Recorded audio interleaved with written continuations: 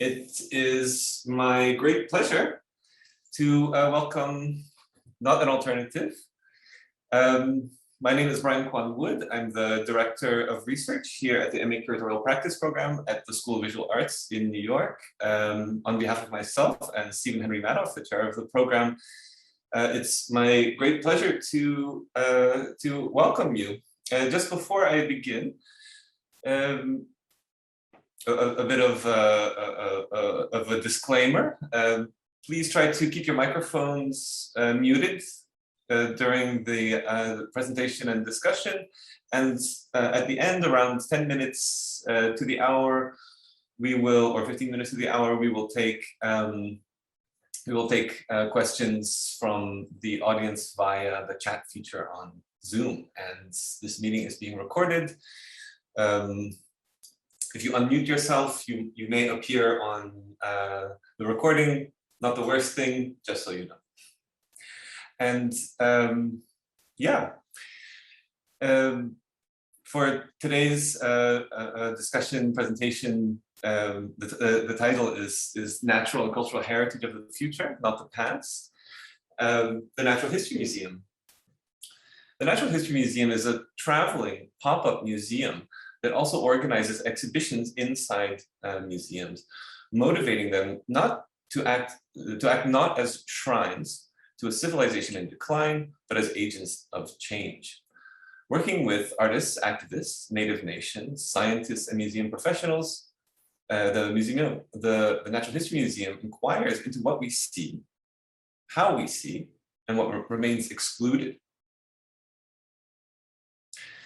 And today it's my great pleasure to welcome Becca Economopoulos and Jason Jones from Not an Alternative, which is a collection of artists, activists, cultural organizers, and critical theorists that initiated the Natural History Museum to ask how new interpretations of cultural and environmental heritage can arise from connecting climate justice and land rights movements to the histories and to the history museums and the legacy of colonialism. And Becca and Jason are both the co-founders of Not an Alternative. And for the Natural History Museum, Jason is its creative director, and Becca is its director. And I think we'll start with Becca presenting on the Natural History Museum, and we will be joined by Jason shortly after, who we can, I think, already see sort of roaming around in the background. Becca, welcome. Thank you, Brian. Thanks everyone for having me. It's nice to be here. I'm calling in from Vashon Island off the coast of Seattle, traditional lands of the Squabox people and their descendants at Puyallup tribe. And as Brian said, I'm with a collective called Not an Alternative. We've been around since 2004, and we're made up of artists, scholars, and activists. My background is in activism. And so when I talk about our work, that's the emphasis and the flavor that you'll be getting from it. If you hear from our artists or scholars, you'll get a very different kind of presentation. But I'd love to talk to you about the Natural History Museum, a project that we launched in 2014, really as a Trojan horse strategy to get inside the museum sector and change it from within, sort of bombastic aim. But why museums? So museums are a top 3 family destination, a $51 or $52 billion industry. They're as large as Hollywood. And poll after poll shows that museums are among the most trusted sources of information in society. Now, that trust isn't held universally, but by and large, in a time of extreme polarization and mistrust in institutions and in our bedrock institutions of society, museums actually have a lot of cultural narrative and symbolic capital to influence behaviors, to normalize perspectives, and to educate the public and the next generation. It's where families go to bring their kids to learn about the world that we live in. So starting a new museum, phase 1 was fake it till you make it. So we had a studio in Brooklyn, New York, for about 20 years. That's our mood board and thinking about all of the historical and aesthetic references of a prototypical natural history museum. And I should say, why else did we start the Natural History Museum? Well, we learned one day that the domain was available, thenaturalhistorymuseum.org, and then it was kind of a no-brainer after that. We also had been doing, as a collective that works at the intersection of art, activism, and critical theory, some fee-for-service work, getting hired by labor unions, NGOs, and other groups to think about creative interventions on immaterial and material space. And I'll talk about how the origin of this relates to that. We also worked with a costume designer, thinking about like the days of works progress administration and the formation of museums. My toddler loved that we were ordering taxidermy off of eBay that she could unbox, never knowing what to expect. And also investing our first, and we imagine probably our last, grant entirely into the material infrastructure that would make us believable as a museum. So something modular, pipe fittings and canvas, so that we could construct a museum within a museum or out in the field or in a school, etc. And also an airport shuttle bus that we wrapped to look like a natural history museum. So that was more or less a prop that we used, but it had these bench seats that faced each other. So we would take community leaders and artists and scientists and scholars out on toxic tours to contested sites. We formed an advisory board of heavy hitters from various disciplines that are relevant to natural history museums, from Naomi Klein to former director of the Los Angeles County Natural History Museum, and indigenous leaders and cultural leaders and others, and became finally card-carrying members of the American Alliance of Museums. Our first exhibition took place at the Queens Museum, and that's where we set up a museum within a museum, and to be on the cheap, on a budget, make it look like a museum. What we did was take pictures inside other museums across the Eastern Seaboard and put them in light boxes we built, and then wrote an arty essay on exhibiting the gaze. So this was really the backdrop, this sort of stage set for curtain raising the historical and theoretical coordinates that inform our perspective as a museum. So scientists, this is Michael Mann, climate scientist, climate justice activist, Elizabeth Jean-Pierre from Uprose in Brooklyn. And working again with luminaries from different backgrounds on this video series, What is the Museum of the Future? And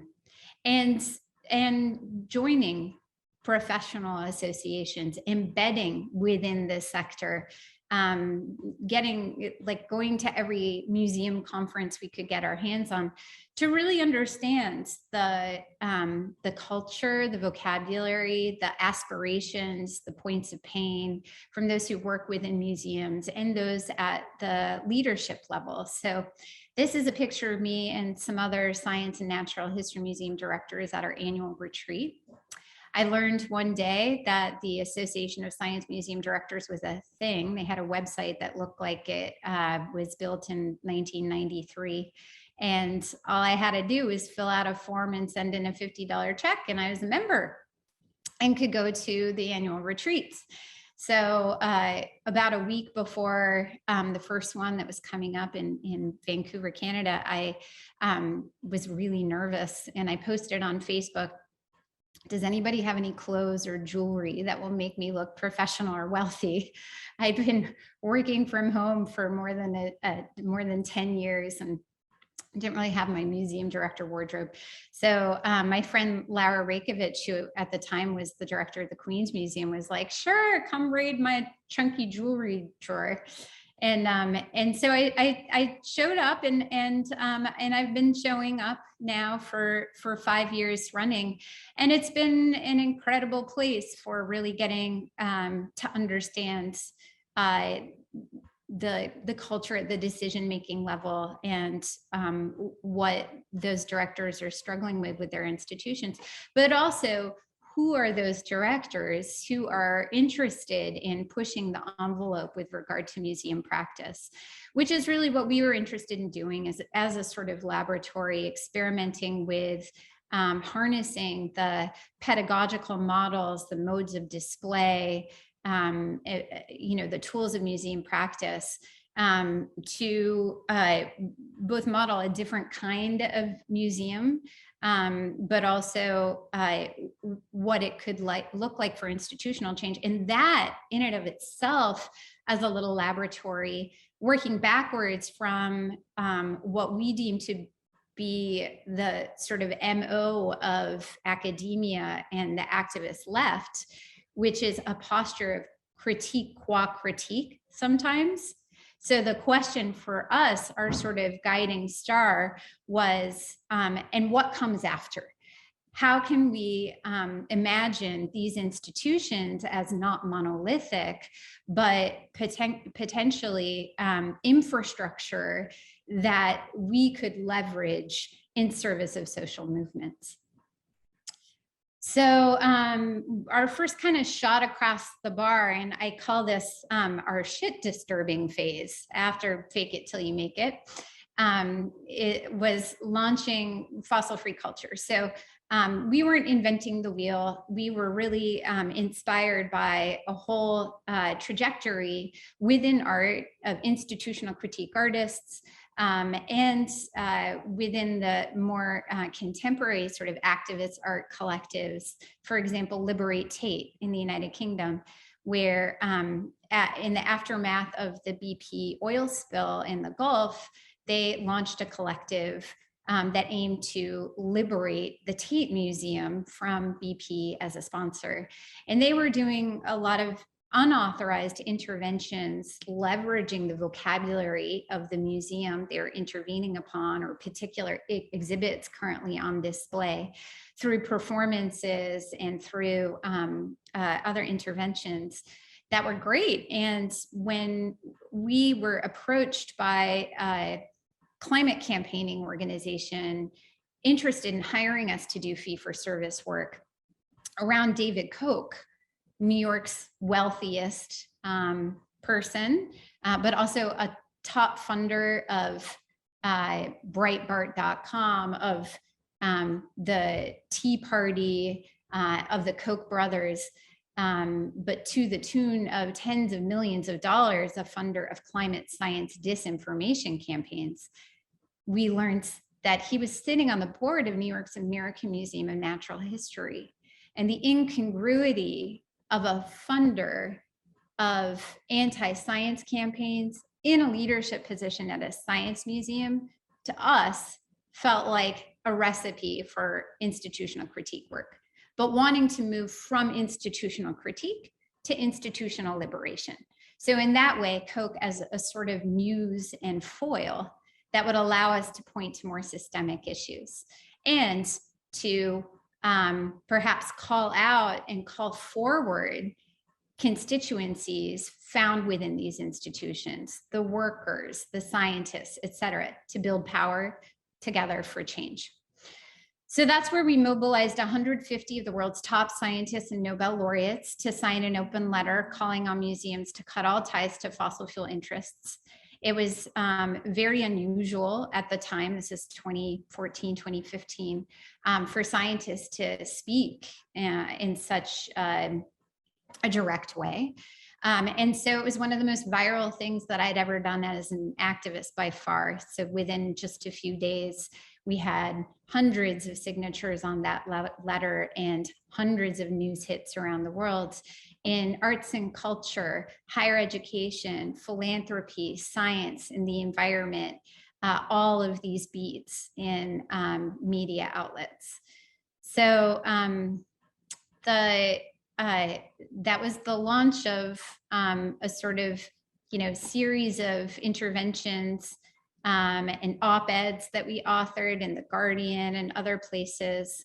And it caught the interest of the Center for the Future of Museums, which is housed out of the American Alliance of Museums. And the director reached out to us and said, you're raising all of the issues that we're encouraging museums to grapple with vis-a-vis the future: climate change, ethical funding, environmental concerns, et cetera. And so we reached out to them and said, could we screen our Museum of the Future video series at your upcoming annual convention? 7,500 museum professionals expected. It's the largest convention in the world for museum people.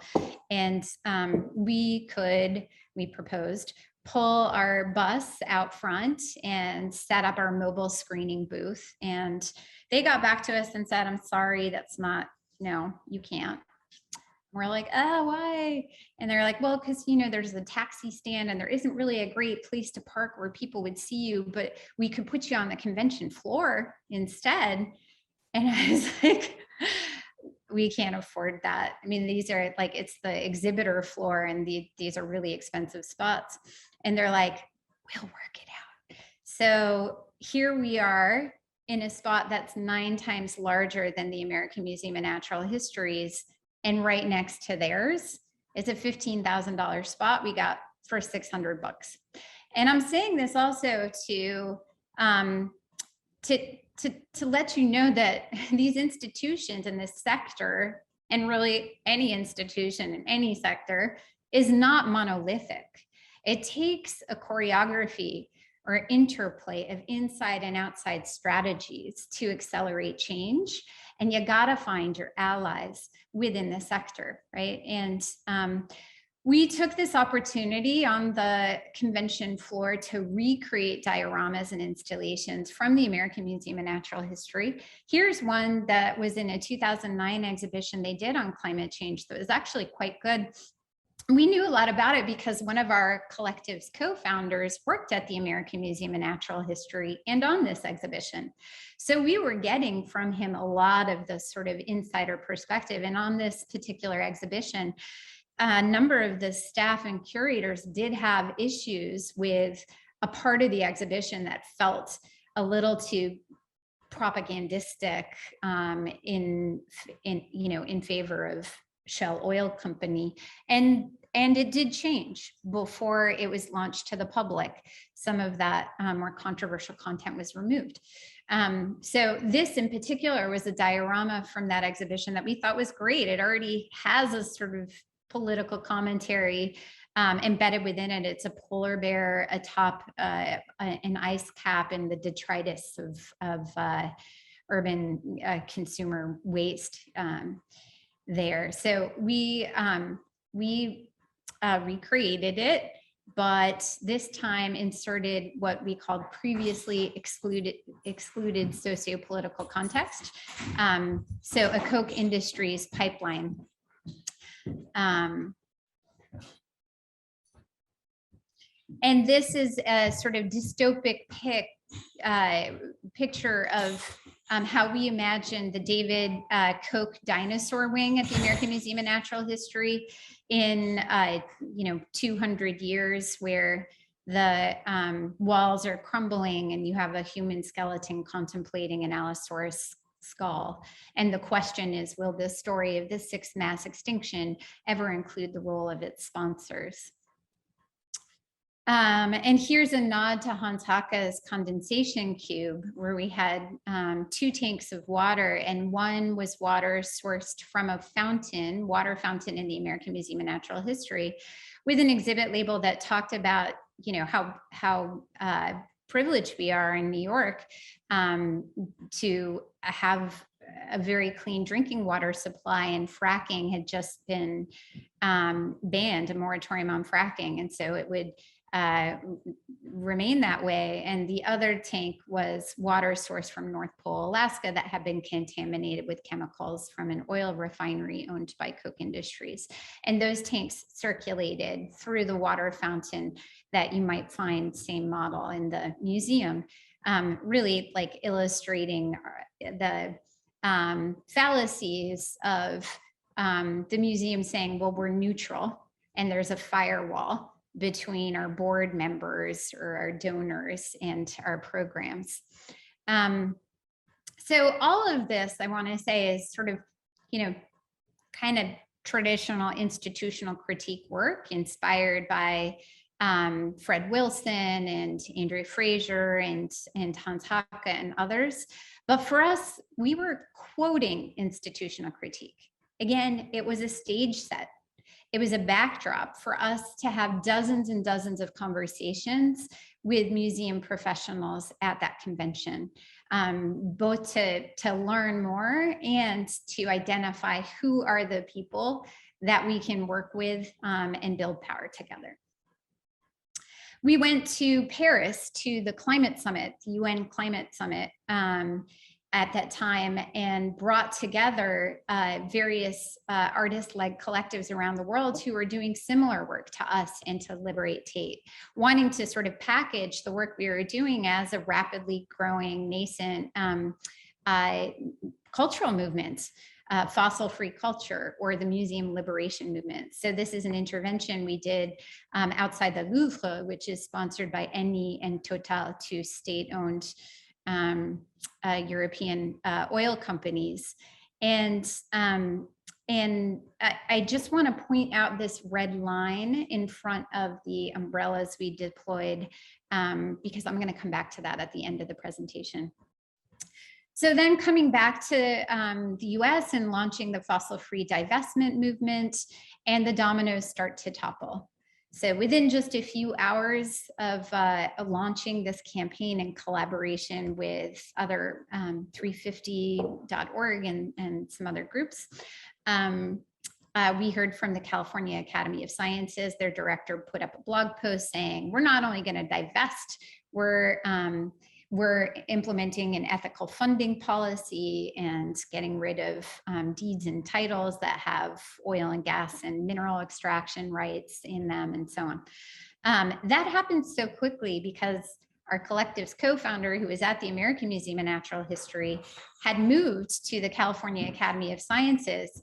And so for the whole year leading up to this, as we were developing our natural history project, he was bringing up these concerns and issues at staff meetings and at office hours with the director.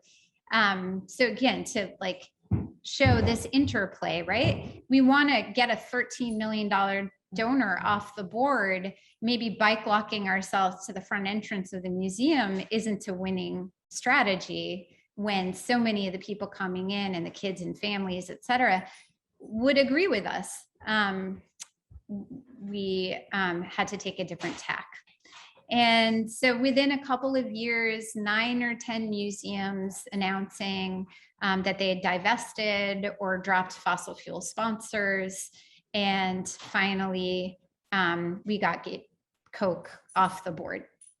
David Koch off the board of the American Museum of Natural History, and a couple of years later, Rebecca Mercer off the board as well. And what I loved about the headlines on that was, if we were the usual suspects of artists and activists calling on the museum, that would be one thing. But it's an entirely different thing if it's the scientific community whose knowledge and ways of knowing are represented within the institution and so central to its DNA. And that's where, this Koch apparently defeated in battle with scientists just made my heart sing. We then went to Project Row Houses in Houston. Jason, the dog's eating the shoe. Pardon me. And worked with Latinx communities from Tejas, Texas Environmental Justice Advocacy Services, an organization there in a community in Manchester, where Houston is the largest city in the United States that has no zoning regulations. And so here it's the world's second largest petrochemical complex, goes on for miles and miles and miles.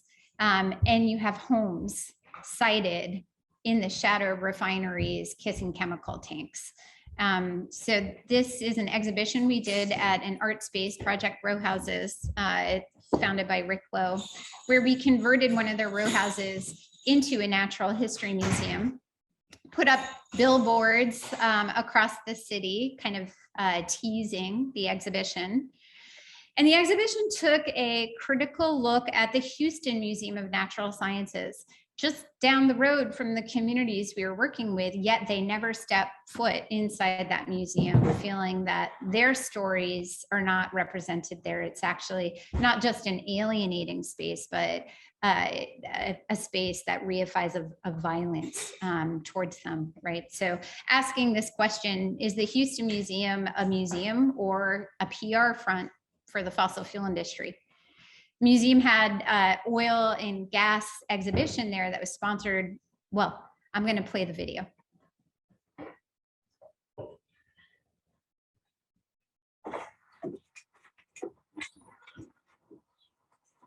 Is the Houston Museum of Natural Sciences a museum or a PR front for the fossil fuel industry? That's the central question of mining the Houston Museum of Natural Sciences, an investigation by the Natural History Museum. This is our exhibition. We're a mobile and pop-up natural history museum that looks at the fossil fuel ecosystem, including museums of science and natural history that mediate our understandings of fossil fuels, energy, and the environment. Here we are in the belly of the beast, one of the world's largest petrochemical hubs, where the Houston Museum of Natural Sciences is sponsored by a who's who of oil and gas companies, many of them headquartered here in Houston. So in this exhibition, we're taking a look at some of the installations and dioramas inside the Houston Museum of Natural Sciences.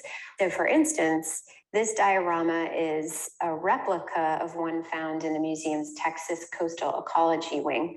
It's an almost exact replica. In fact, the photographic backdrop is a photograph of the Houston Museum's diorama, but we included a little bit more, almost as if we sort of stepped back from the frame to get a broader shot, taking a look at what they include and also what isn't found inside the museum. What's missing is any of these socio-political, socio-cultural, economic impacts of fossil fuel exploration and extraction.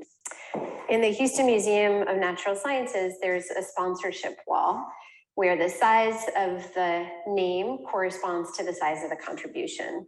The more money they give, the larger their name is on the wall. On ours, the larger their CO2 or carbon emissions, the larger the name.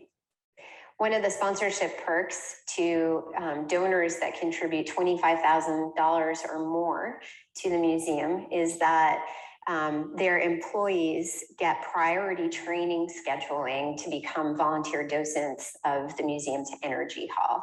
So here is an ExxonMobil employee who is a volunteer docent giving tours of the Weiss Energy Hall to school kids and field trips. The song that you hear playing here is one that plays in a cartoon video in the Energy Hall.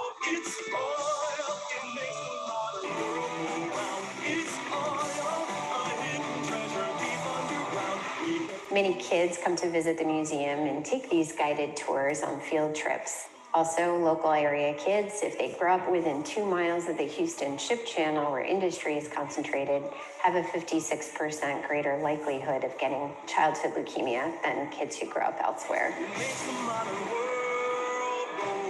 This is Operation Dinosaur. We're teaming up with Tejas, a local environmental justice group, to put out dozens of these dinosaurs with air quality monitoring badges. These are the same that workers wear inside refineries and chemical plants to monitor what's in the air that they're breathing. We're recreating the conditions of a study conducted in 2005 by the Houston Chronicle, where they put up dozens of these badges in the fence line communities in the east end of Houston. So now, a little more than 10 years later, we're asking the same questions, trying to generate data to understand what's in the air that people are breathing. These are things that are usually used for workers, and they wear them while they're working on site at the facility for 24 hours or whatever period they're looking at. And that tells the company whether the worker is being exposed to unsafe levels. But these were designed to be right there on the site. And what the study of Houston Chronicle's research showed was that these levels were unsafe in neighborhoods, away from the sites, away from the properties and facilities. Okay, Tejas does a lot of toxic tours, and we're teaming up with them to host monthly toxic tours during the exhibition. We've created this map for Tejas's toxic tours, and it tells you where the refineries are, schools, residential areas, petrochemical plants, metal recycling facilities, diesel trucks and highway traffic, ship transport. And wherever you see a dinosaur figurine, that's where we're going to be placing our air quality monitoring badges over the next few months. For our final installation, we have a couple hologram videos in here inside miniature dioramas. Here is a mini diorama of Manchester in Houston's East End with members of Tejas giving one of their toxic tours. There are times that we even have leaks and explosions that we hear and sirens that go off. And sometimes we have derailments in the communities. And luckily, we haven't had anything explode. And this one is inside the Houston Museum of Natural Sciences. You'll see the Natural History Museum's museum anthropologist offering a tour of the ways in which the Houston Museum trains its visitors to take the perspective of the energy industry. That's it for our tour today, kids. Hopefully, you've gained some skills in learning how to see, what to see, and what remains excluded from our seeing. Until next time, museum anthropologists.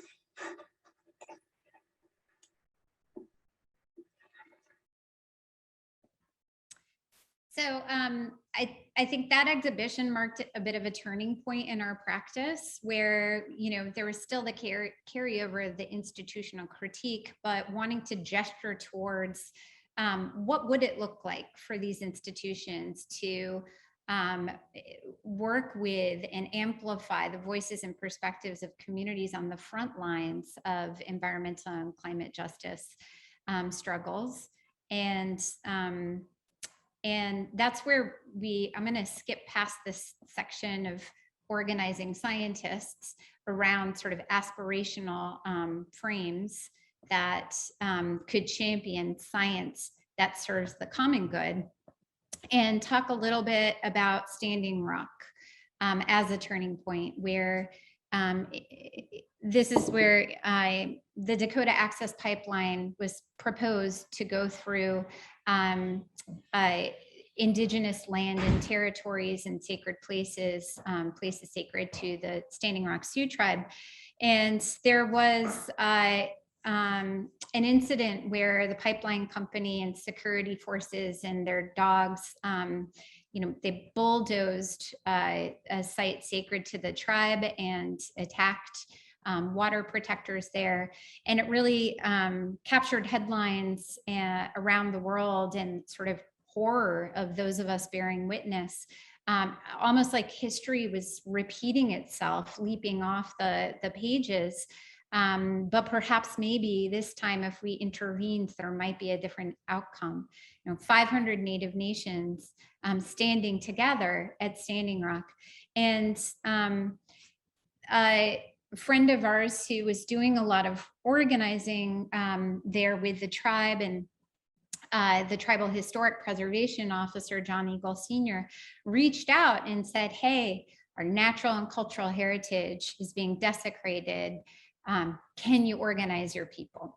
And we're like, we're not really museum people, we just play one on TV. And also we keep hearing this, sorry, we're neutral. We don't advocate, we don't do what you're saying. But if ever there seemed like a time to push that, it was then. And we initiated a sign-on letter, and no idea whether that would gain any traction. But within a few days, 1,400 museum directors, archaeologists, anthropologists, and historians were signed on, with feature stories in the New York Times and other outlets around the world. And this to us felt like, okay, we've put out some test balloons and gotten enough feedback that there is potential to develop programming that interrogates or, really departs from the colonial perspective that is the underpinning or undergirding of the formation and evolution of these institutions, right? There's an appetite there where we thought we were going to push up against a closed door, but it swung open, and there's a lot more potential than we realized. So publishing within Museum Magazine went out to 35,000 museum professionals about that. And I'm going to show one, if I have a 4-minute video.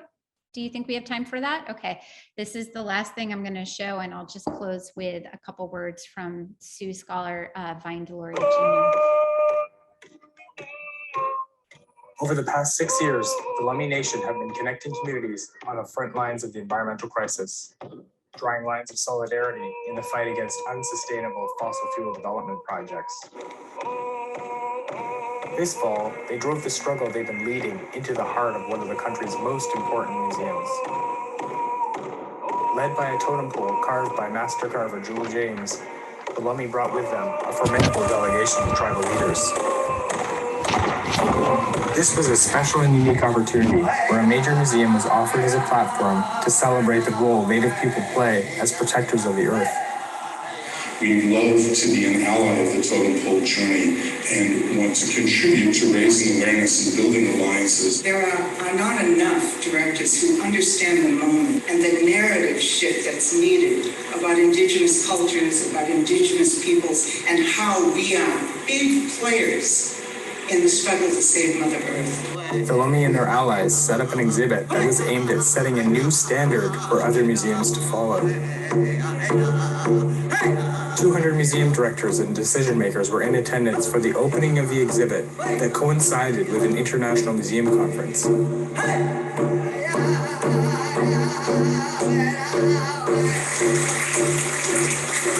is a brand new exhibit. It's called Qualboy. And you can see the many pictures and the many journeys that we have traveled over the past 5 years to bring education to communities on the effects of fossil fuel.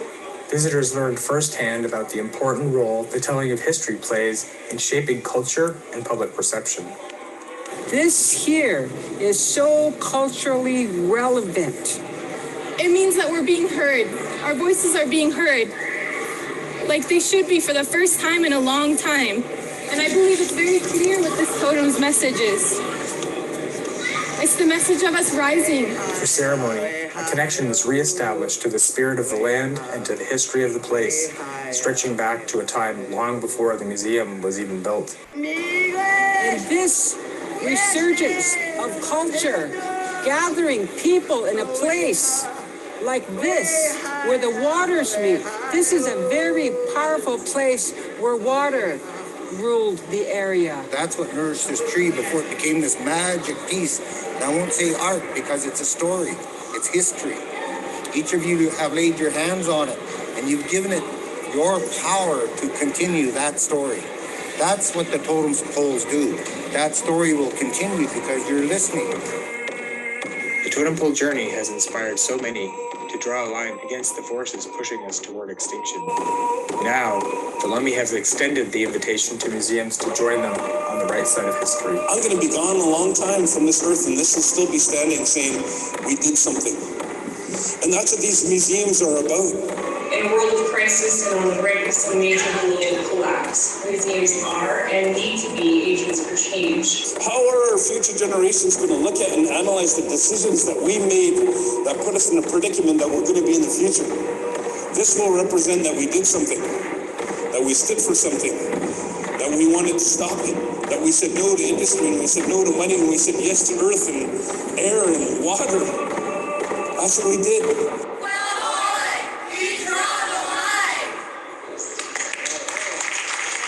So this is an exhibition that we just showed at the Smithsonian this past summer at the National Museum of the American Indian. We've been working now for the last several years in the Pacific Northwest with the Lummi Nation and other tribes in the region on a series of exhibitions, projects, interventions on public space that can serve to reframe understandings about history in the present and uplift perspectives on the land.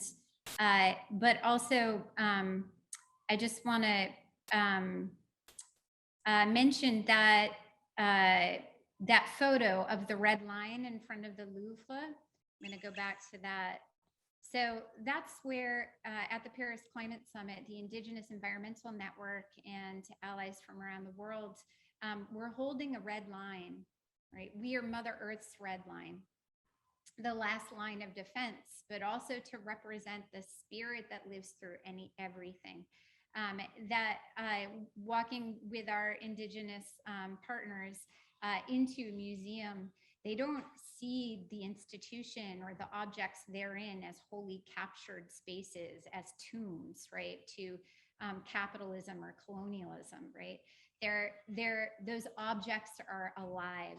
And that water ceremony that took place at the Quellhoy exhibition in the Carnegie, the culture bearers didn't talk about the museum. They talked about the land under the museum and the water under the land. And the museum was just a blip in time, right? And so looking to that and looking to Standing Rock, it was like there's a much deeper source of power there and thing that if we were to train the gaze and give, uplift that with the tools that we have as artists and activists. So, so my last remarks is, yes, the museum is a colonial institution, but it has a life beyond its history. And it's a life that's contained both within the workers and the objects. So the late Sioux scholar Vine Deloria Jr. wrote, the primary difference between the Western and Indigenous ways of life is that Indians experience and relate to a living universe, whereas Western people reduce all things, living or not, to objects. The implications of this are immense. If you see the world around you as a collection of objects for you to manipulate and exploit, you will inevitably destroy the world while attempting to control it. Not only that, but by perceiving the world as lifeless, you rob yourself of the richness, beauty, and wisdom to be found in participating in its larger design. Now, museums are implicated in this process of objectification that Deloria describes, but they also have the power to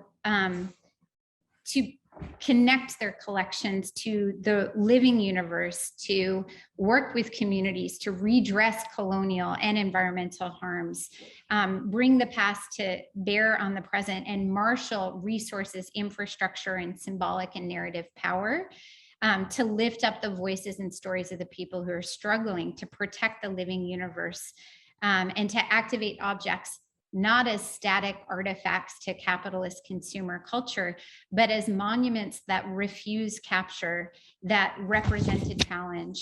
And only then can we rise to the challenges of the Anthropocene, preserving, in the words of the American Alliance of Museums Code of Ethics, the rich and diverse world we have inherited for posterity. Thank you. Thanks so much, Becca. And I think now is a good time to take questions from the audience in the chat. I have my own, but then I also wonder if, and I'm sure that we should have one from, hi Jason. And oh, is our former student Jesse Firestone still here? I thought he's sure to have a question. But in the meantime, I think I wanted to ask you guys about what you said, Becca, about pushing on the door, pushing on the closed door and finding it open, which I think is a really interesting. I mean, I think it's also a question of the future for the Natural History Museum, but then also it's very interesting in relation to the kind of institutional critique strategies that you use that assume a certain kind of an antagonistic relationship and kind of work within it, but also kind of but also don't, right? So when this door opens and you are working on these levels of power, I wonder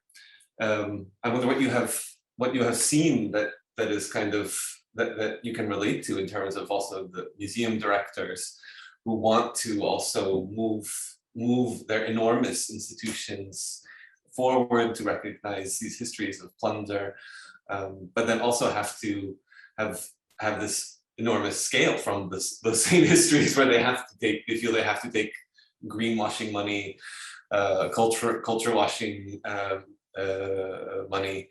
What kind of tensions or inspirations have you seen from these very high levels? Yeah, so it varies greatly, and it also varies in time. So we have been, I would say, everything that we deploy as in terms of projects, interventions, installations, and so on, is an experiment. And so we're constantly recalibrating and sort of taking in information along the way as we figure out what we're doing next. The pandemic, I think, like pre-pandemic, we were starting to see great progress within museums and with directors that we were in conversation with about taking this work to the next level and really building alliances, more sort of formalized alliances with archaeologists, anthropologists, museum professionals, indigenous communities, frontline communities, et cetera, and projects that could start to sort of strengthen those collaborations. And then between the pandemic, where museums were greatly hurt by staff furloughs, closures, budget cuts, et cetera, and also, museums, as with every other institution, really feeling the Black Lives Matter movement's implications for their own practice and future. Those kind of two things side by side, our sense have led to a little bit of a retrenchment, where museums are now feeling more cautious at precisely the time where we need our institutions to be bold. And so that's one thing we've observed, but we're not giving up. It's like salmon in a river. The currents shift all the time, and it just means that we have to shift in our own sort of tactics and strategies.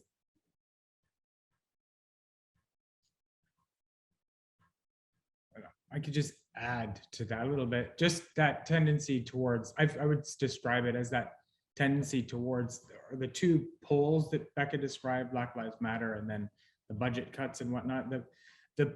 They're as they negotiate with those things, as a result of the pandemic, we're seeing where we saw pre-pandemic a real interest in getting involved in power building projects. They were self-initiated by these institutions that were inspired by these movements.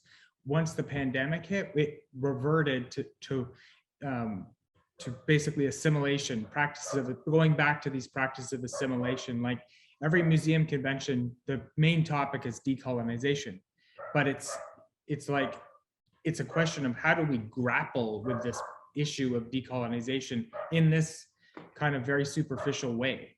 And it's not, you know, get behind the movements. You know, when we bring these projects to them, now we're finding they're getting, you know, there's a lot of slowing down, and we have to be cautious, and, you know, our staff isn't ready, you know, and it's, I mean, it's ironically museums where they seem like these, you know, powerful institutions with all kinds of money. It's surprising that they actually, I mean, they don't have money, you know, they don't have a lot of money. They're strapped for resources, and there's, you know, staff are getting paid virtually nothing, you know, so they're in a difficult spot. And a lot of times it's this staff that is pushing back. You know, what we find Becca meets these, you know, radical museum directors, and they're all for doing stuff. And then we try to push things forward, and the staff freaks out. And sometimes it's the reverse. Yeah.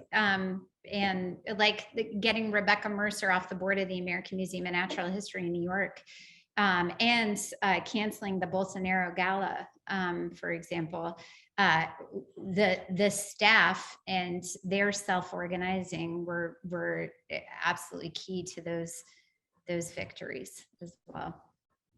It's funny, it reminds me of how suddenly when I went to the Pitt Rivers Museum in the UK, in Oxford, a few years ago, I remember just how complex also a natural history museum can be, where there was a great display on, like, I think they call it citizen science, right? Sort of like, you know, grassroots exploratory science. And then I went over to another display, which was a display of extinct birds, of like the dodo bird and these things, but it had a huge term, it's important in the UK, a huge word, losers. Kind of Darwinian, like really British Darwinian logic, like, you know, extinct because you are losers. This kind of totally, you know, a supremacist kind of model, but all of these things sort of coexisting in this in the same place. I think we also have, well, I don't think, we do have a question from Jesse Firestone, our former student. Jesse, do you wanna just unmute? There we go. Hey everybody, hey Brian, hey Stephen, and thank you all for this talk today. I work in cultural institutions in the city, and so when I hear you talking about sort of the pushback either from leadership or staff, it really resonates. And it's hard sometimes to see how these organizations will also use language to justify not doing something. Like, I've worked in an organization where equity was actually the reason not to push forward an initiative, because if it can't be the best for everybody all at once, we're just going to make it as terrible for everybody, or keep it as terrible. It's kind of these strange flipping of the scripts. And so I'm interested in also how you're working outside, but within institutions, but curious where you also think about coalition building outside, and if there's like a scaling that can happen where instead of going into the institution and not blowing it up, but changing it from the inside, it's sort of like enough people to surround it and like hug it to death, like how bees, like they vibrate to warm their kind of prey or something like that. And yeah, I'm just curious what that could mean for you all, or if that's something that you think about. Yeah, I mean, we've been playing with, I was just telling Brian before this, we have a Creative Capital funded project we've been developing called the Supreme Court of Red Natural History, working with Dutch artist Jonas Staal. And the institution that we were working with to develop this suffered from both a pandemic and some kind of false starts with attempts of sort of bringing Black Lives Matter into their museum practice and changing dioramas and so on. And it, like, they just felt like they punted the ball down the field, to be honest. And so we're considering other institutions at this point, but to speak to your idea of your coalition building, the point of this was to put natural history and its colonial legacy on trial within this sort of authoritative setting, but not as a gotcha, right? Not as this sort of thing that makes everybody uncomfortable. It's not exclusively a reckoning with the past, but a recognition that we must in order to move forward together. Right. And so we can't sweep it under the rug, which is what we're kind of seeing happen too often. And in this case, it's creating the space where in development of the project over the course of several years, there would be a great deal in scholarship and, et cetera, to lay the groundwork for this this putting natural history and its colonial legacy on trial, but coming out the other end with an alliance of museum professionals and scientists and scholars and indigenous leaders and other frontline leaders championing a natural history and museum practice capable of carrying us forward into the future in a time of crisis. And so that's I do think that that project moved too fast for this particular institution. It was more than they were willing to host after going through a few different directors and staff turnover. However, thinking about, okay, what do the building blocks of that look like? If we're not to do it all in one place, sort of moving that around where some things take place within art or in the field, but it's speaking to the museum sector, and other things take place within natural history and science, and you slowly get those closer and closer and closer. Yeah, and I can add to that, just part of this Red Natural History, putting this Supreme Court of Red Natural History project was to launch this alliance, which we had conceived of as, and it's still in the works, involves a commissioned series of essays and texts that we're writing, and as well as when you organizing within these various disciplines that are traditionally associated with natural history. So anthropology, archaeology, environmental studies, architecture. I mean, it's a wide range, even art. I mean, but thinking about this kind of insurgent practice where we've been engaging, our project has been an insurgent practice engaging natural history museums or museums of science and natural history. But when we go to these conventions, we also go to these other conventions. So like the anthropology conventions. And so we are conceiving of what would it mean to be able to collectivize a few radicals within these various disciplines. So they're not only just writing texts or producing their own individual exhibitions, which we've been, that's the weakness of these projects that we're doing. They function as individual interventions, but they don't build a collective expression of power. They don't register as a collective project. So if we could build something across disciplines, that's what we've been conceiving of a Red Natural History Alliance, and a kind of rethinking of natural history as something that's not something that just happens in museums, but is a way of relating to the world and all of our institutions as a matter of natural history. Everything is natural history. So where is that kind of dangerous component? We could get into the red question as a secondary thing, but that part that's that internal antagonism within these various disciplines, and trying to activate that. So. But your idea of surround and hug, I think that's it. It was, for us, it was like, okay, let's go outside of the museum itself and take a look at the knowledge systems and the disciplines, that get hired within these spaces, and start to work there so that it's much larger than ourselves. Great, thanks so much, guys. I think on that note, I'd like to thank you both for taking the time, Jason and Becca. Thanks for being with us. Thanks for having us.